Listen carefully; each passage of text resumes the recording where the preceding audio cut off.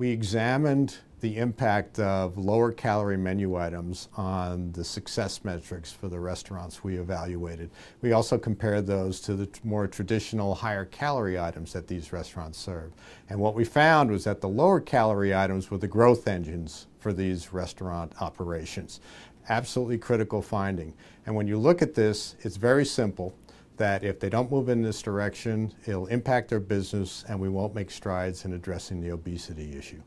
We saw in our study over the last 5 years that total servings coming out of the restaurants we evaluated were actually down over 800 million servings. The lower calorie items actually grew almost 500 million servings during that same period. So this is absolutely critical, because if they're not growing, they're really in trouble. And you look at their traditional higher calorie items, they were down 1.3 billion servings. So really the lower calorie offerings mitigated declines that were brutal to begin with. They would have been even worse. Perhaps when we look at the key business performance metric that restaurants have, it's called same-store sales, and that means the sales that they have every year in stores that have been open at least for 12 months. So when you look at that metric and you look at the impact of lower calorie menu items on that metric, you can see that those restaurant chains that were growing their lower calorie offerings were up 5.5%, whereas restaurants that decreased their lower calorie servings during the same period,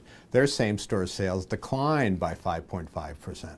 As far as the obesity epidemic is concerned, it's very critical that we focus on lowering the calories. If you look at what happened since 1970, calories have gone up 30% per day per person, and that's a big deal. What went up now has to start coming down. So the more restaurants push out their lower calorie offerings, that'll really go a long way to helping us reverse that trend.